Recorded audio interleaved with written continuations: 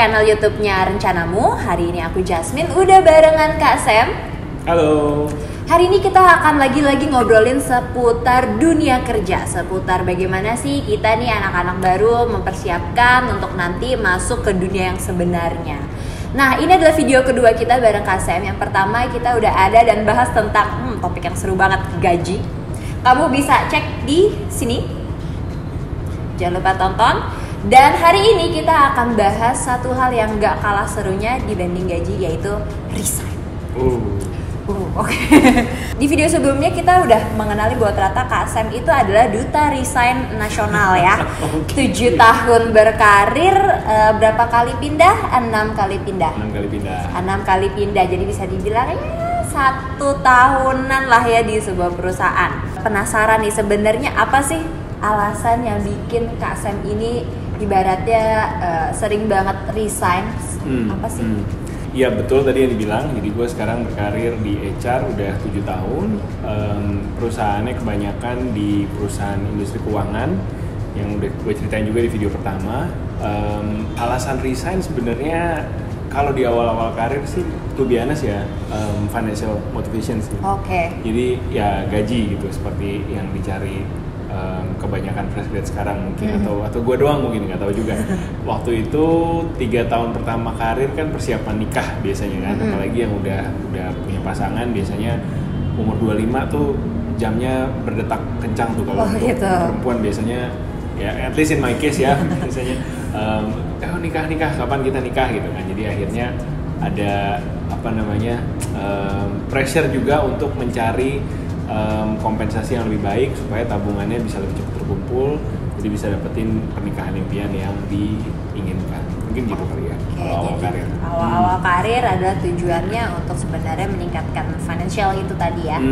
Oke, tapi penasaran itu kan alasan Kak Sam. Tapi Kak Sam sebagai HRD pasti udah pernah nanganin banyak banget orang resign. Biasanya alasan orang resign tuh apa aja sih Kak? Kalau dari cerita-cerita teman-teman HRD, macam-macam sih alasan resign. Untuk mereka mau jujur jawab alasan sebenarnya sama kita tuh ya kita juga harus menggali dengan sungguh-sungguh, harus tanya gitu kan, dan karyawannya juga harus percaya sama kita sehingga baru mereka mau menceritakan apa sih sebenarnya alasan dibalik mereka resign. Ada yang karena financial motive, jadi karena keuangan gitu kan, simply karena gaji di perusahaan sebelah lebih baik gitu. Ada juga yang misalkan nggak tahan sama bosnya, itu juga sering gitu kan. Orang bilang people don't leave company, they leave bosses. Jadi orang tidak resign karena perusahaan, tapi resign karena nggak cocok satu dan lain hal sama bosnya. Ada yang bilang seperti itu. Jadi itu juga sering kita dapetin sih. Misalkan di satu departemen tadinya bosnya si A, ini sering banget kejadian di banking. Jadi tadinya head of retail bankingnya adalah Bapak A. Bapak A pindah dari Bank Biru ke Bank Kuning. Contohnya Bank Biru, Bank Kuning lagi. Ini bukan jangan dicari warnanya karena ini banyak warna biru, banyak yang warna kuning. Ya gitu. Nanti dicari dan dihubung-hubungkan biasa dengan desain ya. Jadi begitu Bapak A pindah gitu kan ke Bank Kuning, ikut semua biasanya satu timnya gitu. Kalau di banking itu sering terjadi, sehingga mau nggak mau ya kebawa lah semua. Jadi karena saya bagian dari timnya Bapak A dulu yang sudah pindah, saya ikut pindah. Gitu. Karena kalau di banking kita kan industri yang based on rasa percaya gitu kan. Misalkan saya adalah pemilik distributor bank seluruh Pulau Jawa misalkan, Amin gitu kan. Terus saya udah banking sama Bank Biru selama ini dengan Bapak A tadi gitu.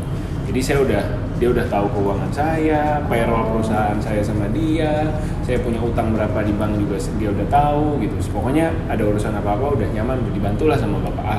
Jadi begitu Bapak A pindah, biasanya bisnisnya pun ikut pindah. Itu sering terjadi di banking sih, gitu. Jadi ngikut ini ya? Ngikut semua, bedol desa karyawannya, bisnisnya pun pindah. Ngomongin tentang resign, aku sering dengar dari teman-temanku maupun adik-adikku para fresh grad ini, ada yang orang tuh kayak, aduh nggak enak dikit resign, terus kayak nggak cocok dikit, terus pingin resign deh gitu. Tapi sebenarnya dengan banyaknya godaan-godaan terjadi di sekeliling dunia kerja kita, apa sih yang penting perlu dipertimbangkan ketika kita memutuskan untuk resign? Faktornya banyak ya. Pertama-tama dipikirkan lagi, yang pertama banget harus dipikirin adalah kamu nih sebenarnya kepengen resign karena emosi sesaat, atau sudah dipikirkan matang-matang nih gitu kan. Kalau resign karena kesel gitu sama bos kita, atau resign karena dibully sama kolega kita gitu kan, kita mesti pikirin juga apakah yang pertama sudah dapat kesempatan yang lebih baik di tempat lain kan.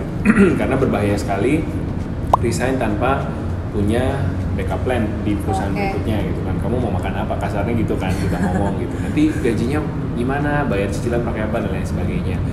Itu yang pertama harus dipikirin. Jadi pastikan keputusan kamu bukan keputusan emosional yang dibuat karena sesaat kesel atau sesaat kecewa sama seseorang gitu. Kemudian setelah mempertimbangkan kondisi emosional kamu, pikirkan juga kalau sudah ada perusahaan yang akan menerima kamu setelah ini, pertimbangkan semua aspeknya, tidak hanya gaji semata. Selain gaji yang pastinya paling menarik gitu kan, awalnya kepengen resign karena gaji lebih gede di perusahaan tujuan. Pikirkan juga gimana reputasi perusahaan yang baru itu dibandingkan dengan perusahaan kamu yang sekarang gitu. Ukuran bisnisnya lebih besar perusahaan yang sekarang apa yang dituju gitu kan. Terus stabilitas perusahaannya juga bisa dipikirkan, apakah dia startup yang masih burning money atau yang sudah profitable. Itu juga boleh dipikirkan karena kan siapa tahu kamu cocok di situ, siapa tahu kamu pengen berkarir panjang di situ, nggak taunya modalnya habis, investor amit-amit gitu kan. Jadi dipikirkan juga panjang-panjang sebelum menerima offer yang kelihatannya menarik dari sisi gaji, tapi faktor-faktor lain mesti dipikirkan juga. Satu lagi, asuransi juga penting untuk dipikirkan, terutama buat kamu yang dalam waktu dekat mungkin menikah, punya anak. Melahirkan tuh mahal loh gitu kan, dari seorang yang baru punya baby tahun lalu lumayan gitu, bisa 2 digit, kepala 2, kepala 3 pun mau, itu tergantung rumah sakit gitu kan. Astagfirullah gitu kan ya. Jadi coba dicek-cek gitu, tanya sama rekruternya di sini benefit asuransinya gimana. Oh, hanya BPJS gitu. Bukan berarti BPJS kurang atau gimana, tapi it would be nicer kalau kita punya on top of it misalkan asuransi swasta yang benefitnya mungkin lebih tinggi. Jadi dipikirkan matang-matang. Jadi sebenarnya pertimbangannya itu jangan cuma wow rumput tetangga gajinya lebih hijau, tapi juga ada pertimbangan bagaimana sih perusahaannya, bagaimana benefit-benefit lain, ataupun misalnya karir kamu sebenarnya kalau di perusahaan baru tuh bisa makin melesat atau jangan-jangan malah flop gitu. Itu yang perlu dipikirkan. Jadi banyak pertimbangan, jangan hanya karena emosional sesaat ya. Yes, betul sekali. Case menarik lagi dari beberapa temanku. Jadi ada nih, dia ngerasa sebenarnya bahwa tempat kerjanya itu sebenarnya udah nggak nyaman, udah nggak enak banget. Ya bosnya toksik, lingkungan kerja toksik, lalu juga dari gaji sebenarnya juga ya udah nggak enak banget. Tapi udah keburu kelamaan di sini, males banget kalau misalnya ternyata harus pindah, harus adaptasi lagi. Kalau kayak gini gimana sih kan sebenarnya? Kalau kayak gini kondisi yang sebaiknya resign, cari kesempatan baru, atau ya udahlah terima aja? Case-nya menarik ya.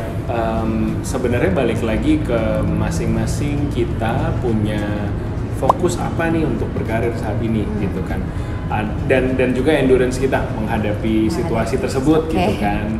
Jadi timbang-timbang lagi apakah misalkan oke deh nggak apa-apa, bosnya misalkan agak abusive tadi seperti contoh tadi, tapi saat ini gue fokus untuk nabung untuk nikah dan gue belum punya alternatif kerjaan yang lain gitu, mungkin gue mau bertahan deh di sini 1-2 tahun lagi misalkan.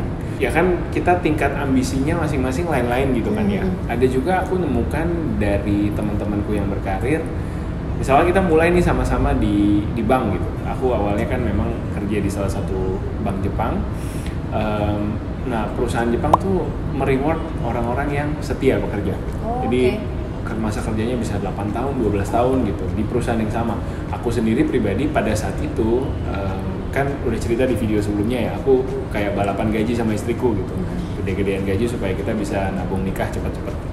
Nah pada saat itu aku yang baru setahun kerja ngelihat apa yang ditawarkan di rumput tetangga dalam artian gaji lebih menarik, jadi aku apply keluar dan aku akhirnya keluar. Tapi akhirnya melihat kembali ke perusahaan tersebut setelah 7 tahun berlalu, ada juga teman-teman yang di perusahaan yang sama berhasil juga dan dipromosi-promosi juga gitu ya, tapi ada juga yang tidak gitu kan. Jadi memang apa yang terjadi di masing-masing perusahaan kita pada akhirnya Ada faktor keberuntungan juga gitu kan, ada faktor appetite kita juga terhadap resiko. Tadi yang dibilang benar banget bahwa ketika kita pindah perusahaan kita harus adaptasi lagi. Belum tentu bosnya oke, belum tentu teman-temannya enak gitu kan, belum tentu lulus probation gitu kan. Kalau itu sampai terjadi gimana? Balik lagi ke kitanya, apakah kita punya risk appetite, artinya selera terhadap resiko tersebut, kita mau ambil resikonya nggak gitu. Kalau kita berpikir, oh kayaknya gue masih 22-23 tahun, kalau gue fail di company yang ini masih ada waktu deh untuk pivot, cari perusahaan yang baru gitu. Dan ya udah diambil aja kesempatannya. Jadi sebenarnya kembali lagi ke resiko mana nih yang lebih tahan untuk ditanggung ya. Apakah tetap stay atau misalnya pindah. Nah lalu ada juga nih case dimana yang baru sebentar pindah nggak cocok, pindah nggak betah, pindah dapat tawaran menarik tempat lain. Tapi sebenarnya ada nggak sih kayak patokan nih minimal kita harus bertahan di satu perusahaan tuh berapa lama sih? Oke. Ini juga menarik karena berbeda industri nge-treat masa kerja itu dengan berbeda. Kalau di banking, again gue orang banking, kita agak reluctant untuk mengambil orang yang masa kerja di satu perusahaan di bawah 1 tahun. Kita agak kurang gitu. 2 tahun, 3 tahun lebih solid. Kenapa? Karena banking kan, apalagi kalau kita cari sales di banking, artinya dia harus bisa punya portfolio nasabah yang banyak gitu kan. Masa sih dalam setahun portfolio nasabahnya bisa banyak gitu? Kita agak, we are that kind of industry. Kita percaya bahwa seiring berjalannya waktu, otomatis portfolio nasabah yang dibawa bisa lebih banyak. Tapi ada juga teman-teman di technology companies, di e-commerce yang misalkan kamu hiring developer kan siklus kerjanya lebih kencang daripada sales banking gitu kan. Dalam misalkan 2 bulan mereka udah bisa launching aplikasi baru atau fitur baru gitu. Jadi prestasinya mungkin diukurnya dari situ. Gitu kan. Intinya gini, ketika kamu datang interview kan kamu menjual sesuatu tuh. Apakah kamu udah benar-benar punya sesuatu yang bisa dijual sih setelah periode XX tersebut?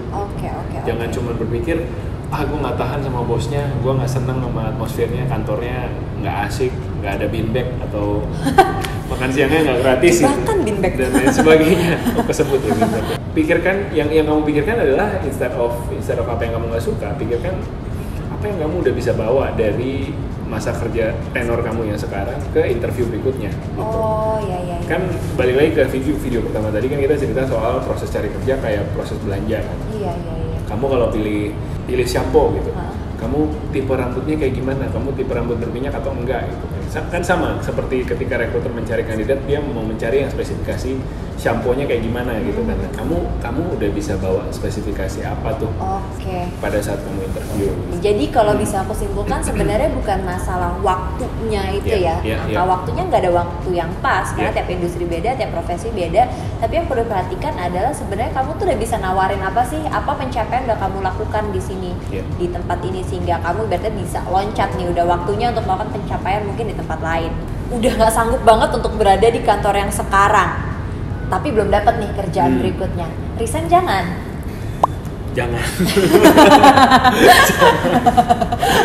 Kenapa tuh Kak? Ini balik lagi ke pembicaraan kita 2 pertanyaan sebelum ini yang soal appetite resiko. Kita suka, orangnya suka resiko atau enggak gitu kan. Apalagi makin kesini gitu ya, udah menikah sekian tahun, udah punya anak, makin mikir 2 kali gitu kalau kita ditawarin pekerjaan yang company-nya baru, mungkin benefit asuransinya tidak sekomplit yang sekarang aku miliki gitu. Jadi aku mulai berpikir banyak faktor karena sudah ada tanggungan gitu kan, sudah ada keluarga yang aku harus support, ada cicilan-cicilan yang aku harus maintain sampai lunas gitu. Jadi akan pikir panjang tuh kalau misalkan sekedar karena nggak suka sama bos atau nggak suka sama environment-nya kemudian memutuskan resign nekat gitu, akan sangat mengerikan buat aku ketika resign tidak ada bumpernya. Tapi kalau kamu masih mungkin belum ada tanggungan, baru 1-2 tahun kerja, aku pengen explore diriku sebenarnya cocoknya di industri mana, e-commerce kah, tech company kah, media kah gitu kan, atau banking mungkin boleh gitu. Kalau misalkan kamu mau eksperimen, terus juga perhatikan kondisi keuangan kamu ya pada saat resign gitu kan. Kan orang bilang harus ada dana darurat. Dana darurat itu at least kamu bisa hidup tanpa gaji 3 bulan ke depan. Biasanya gaji kali 3 kalau dana darurat. Itu bisa juga di assess situasinya gitu. Oh kak, nggak apa-apa, aku nggak perlu dana darurat, aku masih tinggal sama orang tua bisa backup sementara aku cari kerja. Oh ya udah nggak apa-apa juga. Gitu. Jadi assess kembali situasi kita. Aku sih bilangnya jangan gitu, teman kan you're free to take your own choices, it's your own life gitu kan. Jadi kembali lagi ke situasi dan kondisi keuangan dan mental teman-teman sih aku rasa. Jadi you do you, ketahui sebenarnya resikonya apa nih dan kira-kira bisa nggak menanggung konsekuensi yang diambil. Lalu berikutnya nih kak, mau resign, tapi nggak enak nih sama bos dan nggak enak juga sama teman-teman kantor karena misalnya di divisi dia tinggal sendirian gitu, nggak ada yang nolongin kalau misalnya dia harus resign. Resign jangan. Pertanyaannya apa sebenarnya? Resign jangan. Aduh. Oke, kita tarik mundur ke bagaimana posisi resign itu di mata hukum gitu kali ya. Kalau bicara soal emosional atau bicara soal enak nggak enak, pasti semua orang punya pertimbangan sendiri. Kamu seberapa dekat dengan bos kamu, seberapa heavy kerjaan yang kamu handle tiap bulan, itu juga masing-masing bisa assess. Tapi pertama-tama kita tarik mundur hitam di atas putihnya. Gitu. Sebenarnya resign itu salah atau enggak, boleh atau enggak, bener nggak kalau orang dibilang tidak boleh resign gitu kan. Pertama-tama yang harus kamu lihat adalah status kontrak kamu. Pertama, di Indonesia kita mengenal PKWT dan PKWTT. PKWT itu perjanjian kerja waktu tertentu dan PKWTT perjanjian kerja waktu tidak tertentu. Kalau tertentu itu biasa orang kenal awam bahasanya kamu kontrak, kerja kontrak, karyawan kontrak. Kalau PKWTT karyawan tetap. Gitu. Ini agak teknis sih, cuman kalau buat karyawan kontrak biasanya sudah ada dengan jelas tertulis di kontrak kerja kamu kapan kamu mulai bekerja dan kapan kamu selesai bekerja. Jadi di dalam kontraknya ada tanggalnya. Kapan mulai, kapan selesai. Secara undang-undang kalau kita break jenis kontrak yang ini di tengah jalan, pihak yang nge-break kontrak harus membayar sisa gaji. Jadi misalkan saya kontrak 1 tahun, saya baru bekerja di bulan ke-6, kemudian saya resign, saya harus membayar gaji saya kali 6 kepada perusahaan sebagai penalti. Ini dimandatkan undang-undang. Tapi berlaku kebalikan. Perusahaan jika ingin memecat saya 6 bulan sebelum kontrak saya selesai, saya juga harus terima gaji saya 6 bulan. Itu PKWT. Another trick adalah yang membuat hal ini tidak terjadi biasanya ditulis di dalam kontrak PKWT-nya. Kami mengesampingkan undang-undang di mana harus ada denda. Jadi perusahaan lepas, tidak harus membayar denda. Kamu pun tidak harus membayar denda. Jadi baca dulu kontraknya. Dalam kasus seperti ini, ya resign itu sebaiknya jangan karena kan ada dendanya tadi, gitu kan.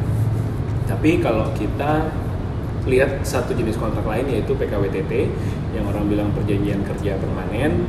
Nah, di dalam kontrak PKWTT tadi ada istilah namanya notice period. Jadi durasi waktu sejak kamu banting surat gitu kan bahasanya, ngasih surat resign sampai last day kamu itu harus berapa hari kalender. Itu biasanya tertulis di peraturan perusahaan. Dan ada perusahaan yang semakin tinggi pangkat orangnya, notice periodnya makin lama. Kalau di perbankan biasanya level vice president, senior vice president, notice periodnya bisa sampai 3 bulan. Karena dianggap dari tanggal dia memutuskan untuk resign sampai hari terakhir ada hal-hal strategik lah yang perlu diserah terimakan lah sama penerusnya gitu. Jadi agak diperpanjang notice periodnya. Selama kamu resign dalam framework ini seharusnya tidak masalah resign. Tidak ada masalah, tidak ada istilah resign harus di-approve.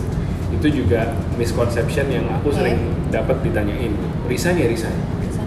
Resign itu adalah sebuah pemberitahuan dari karyawan kepada perusahaan bahwa tidak mau lagi melanjutkan satu ikatan kerja ini. Gitu. Satu triknya adalah yang aku sering bilang, kalau bosnya susah diajak ketemu atau susah diadukan resign, buat suratnya 2. Satu ke bos, satu ke HRD langsung. Secara hukum, ketika kamu bikin surat bertanggal, ada tanda tangan kamu basah di situ, ada tanggal hari terakhir kerja, itu ya sudah, kamu sudah memberikan pemberitahuan baik-baik kepada perusahaan bahwa kamu ingin resign. Tadi kan ngomongin tentang resign. Sebenarnya kalau resign itu harus ngasih alasan nggak sih ke HRD? Pada dasarnya HR akan senang sih kalau kalian kasih tahu kami kenapa kalian resign. Karena salah satu KPI atau target dari HR adalah memastikan karyawan happy dan tidak banyak yang resign gitu. Nah, Artinya kalau kita tahu kenapa teman-teman pada resign, artinya kan kita punya PR untuk kita perbaiki. Misalkan kita dapat laporan supervisor yang Bapak B ini kayaknya punya masalah dengan apa gitu kan. Ketika kita banyak dapat laporan, akhirnya kita bisa tindak lanjuti dan mungkin memperbaiki situasi gitu. Tapi kalau bicara wajib atau enggak, sebenarnya tidak wajib. Oh, nggak wajib. Nggak wajib. Resign aja, tidak perlu alasan kamu tidak masuk akal terus nggak boleh resign. Nggak ada kayak gitu nggak ada.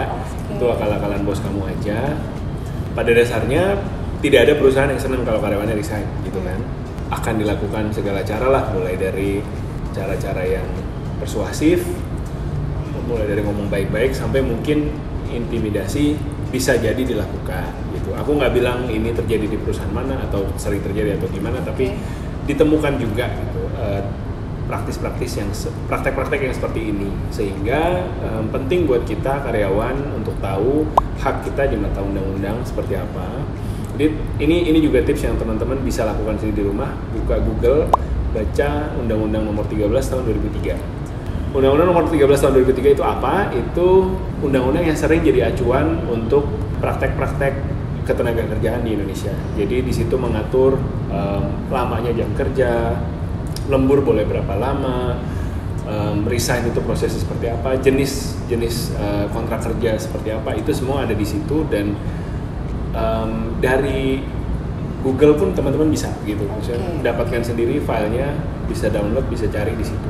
Kalau misalnya kita udah ngajuin resign, kan tadi udah tanda tangan basah, udah ngasih surat, tapi beberapa hari kemudian atau beberapa minggu kemudian kita kepikiran, nggak jadi deh, itu gimana sih Kak? Boleh nggak sih kayak gitu sebenarnya? Nggak jadinya karena apa? Nggak jadi resign, bisa aja kan ternyata masalahnya udah kelar nih kayak gitu. Misalnya dia ada masalah resign karena masalah sama bosnya, tapi ternyata ya udah selesai. Oh ternyata yang alasan gue resign sudah dapat diselesaikan. Itu nggak apa-apa nggak sih Kak, di mata perusahaan tuh akan seperti apa, di mata HR akan seperti apa sih?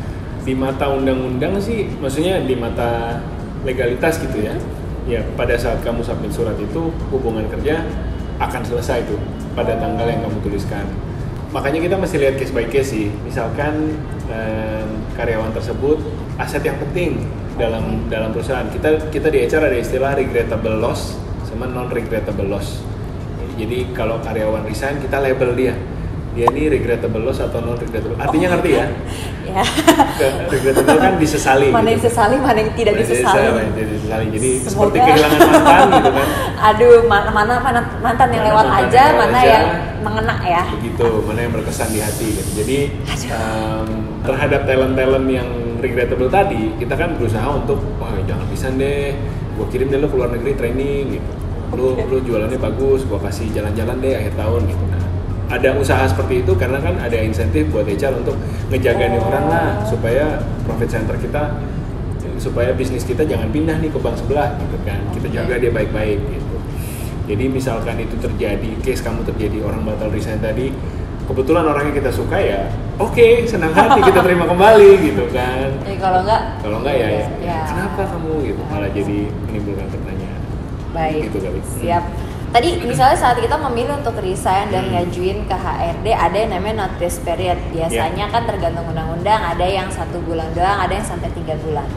Penasaran, selama masa notice period itu ada nggak sih yang do's and don'ts, apa yang harus dilakukan dan sebagainya jangan lakukan ketika di masa-masa itu? Oke, hal yang pertama yang harus teman-teman lakukan pada saat notice period adalah mencoba membuat serah terima.